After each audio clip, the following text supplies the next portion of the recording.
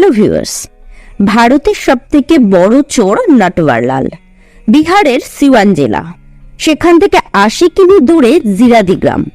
আর জিরাদি বিখ্যাত ছিল দেশের প্রথম রাষ্ট্রপতি রাজেন্দ্র প্রসাদের নামের জন্য। পরে সেই গ্রাম কুখ্যাত হয় নটওয়ারলালের নামের জন্য। ওনার বুদ্ধি ভগবান এমন ভাবে দিয়েছিলেন, যার ফলস্বরূপ সে এমন এমন কাজ করে বসেছিলেন যা শুনলে সবাই অবাক হয়ে যাবেন।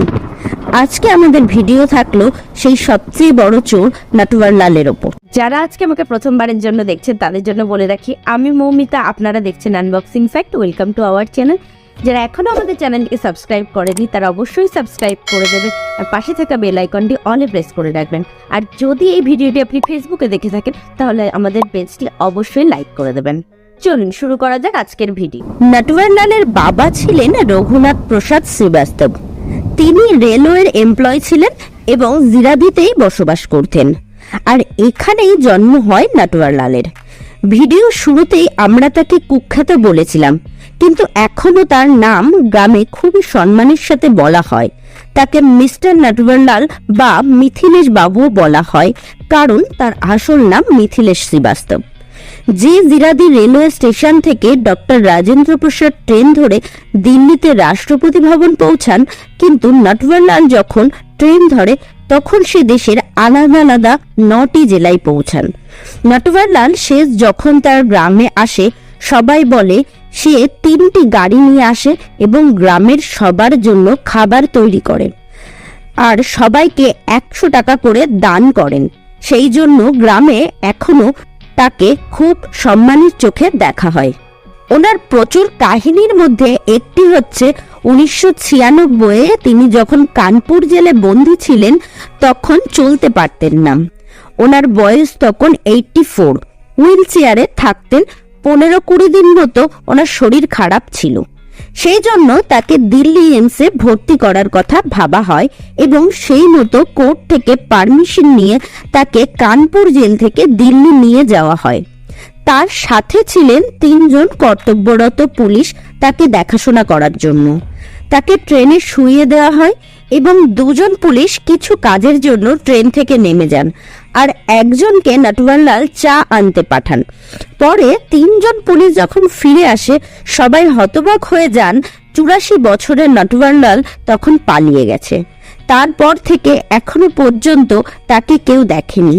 ৮৪ বছরে যে এই কাজ করতে পারে, বুঝতেই পারছেন কম বয়সে তিনি কি কি করতে পারে। দেখতে থাকুন শেষ পর্যন্ত। সারা দেশে ওর নামে ৮ রাজ্যে প্রায় ৪০০ মামলা ছিল ঠকবাজির জন্য। আর এই ৪০০ মামলায় তার প্রায় ৫২টা নকল নাম সামনে আসে। ওর এই ঠকবাজি কিন্তু শুরু হয়ে গেছিল ছোটবেলা থেকেই। একবার ওর এক প্রতিবেশী ওকে একটা ড্রাফট দেয় ব্যাংকে জমা করার জন্য। তারপর সেই প্রতিবেশীর সই সে এমন ভাবে নকল করে যে ৩ বার তার অ্যাকাউন্ট থেকে নটওয়ারলাল ১০০০ টাকা তুলে নেয়। এই ঘটনা সে যখন ম্যাট্রিকুলেশন ফেল করে তখন ঘটেছে। তাহলে আপনারা আন্দাজ করতেই পারছেন তার বয়স তখন কত হতে পারে। পরে এই ঘটনা সেই প্রতিবেশী বুঝতে পারে এবং তার বাবাকে জানায়।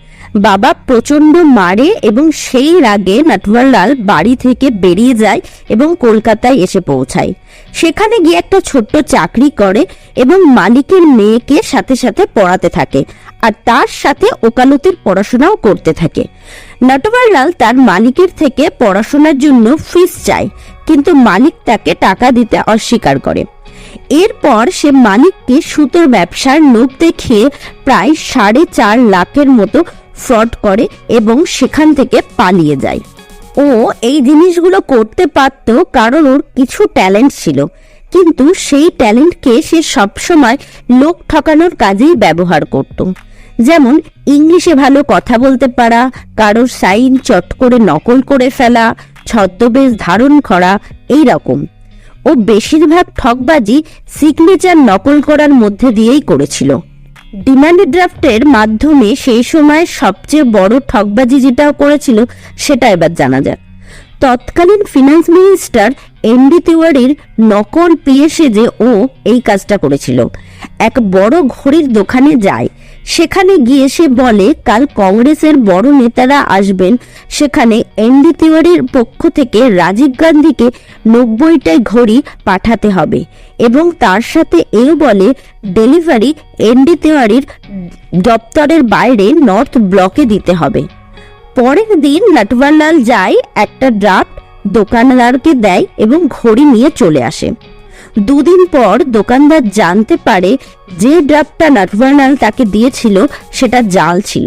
আর একবার নটওয়ারলাল যখন জেলে ছিল তার স্ত্রী তাকে প্রচুর চিঠি পাঠাতো, কিন্তু কোনোটারই উত্তর সে দিত না।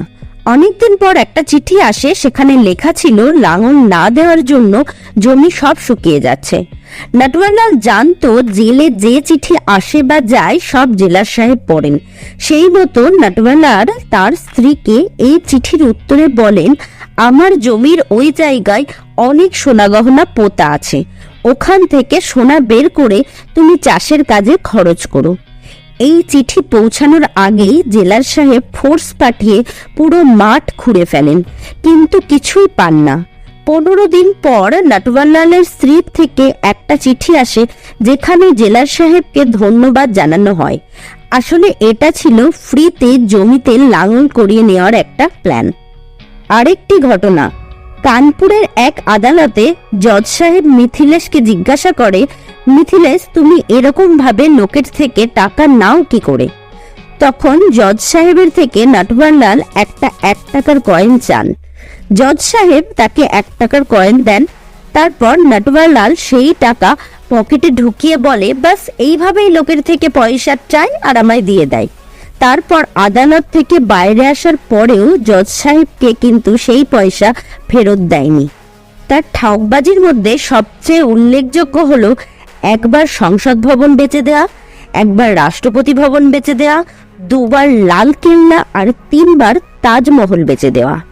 এই সব বিক্রি কিন্তু সে লিগাল কাগজ বানিয়েই করে, কিন্তু সেই সব কাগজ জাল এবং কারোর সই নকল করে করা। এছাড়া টাটা আম্বানির মতো বড় ব্যবসাদাররাও তার ঠকবাজি থেকে মুক্তি পায়নি। সে সারা জীবনে যতবার ঠকবাজি করেছে এবং তার জন্য জেলে থাকার সময় নির্ধারিত হয় প্রায় 113 বছর, কিন্তু তার মধ্যে সে শুধু মাত্র 20 বছরই জেলে কাটায়। সে টোটাল 9 বার জেলে গেছে, তার মধ্যে কেবল একবারই সে জামিনে মুক্তি পায়, বাকি 8 বারই সে পুলিশকে বোকা বানিয়ে জেল থেকে পালায়।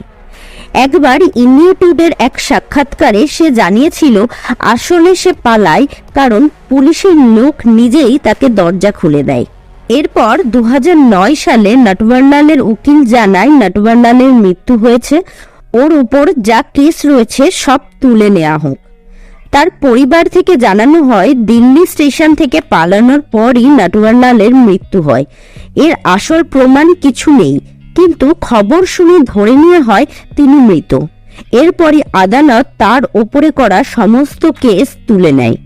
আজকের ভিডিও তাহলে এখানেই শেষ করছি। যদি এই ভিডিওটা আপনার সত্যিই ভালো লেগে থাকে তাহলে লাইক আর শেয়ার করে দেবেন, আর আমাদের চ্যানেলটিকে সাবস্ক্রাইব করে রাখবেন এরকমই ভিডিও আরও দেখতে। আমরা আবারও ফিরে আসবো এইরকমই আরেকটি ভিডিও নিয়ে। ততক্ষণের জন্য ভালো থাকবেন, সুস্থ থাকবেন, সাবধানে থাকবেন।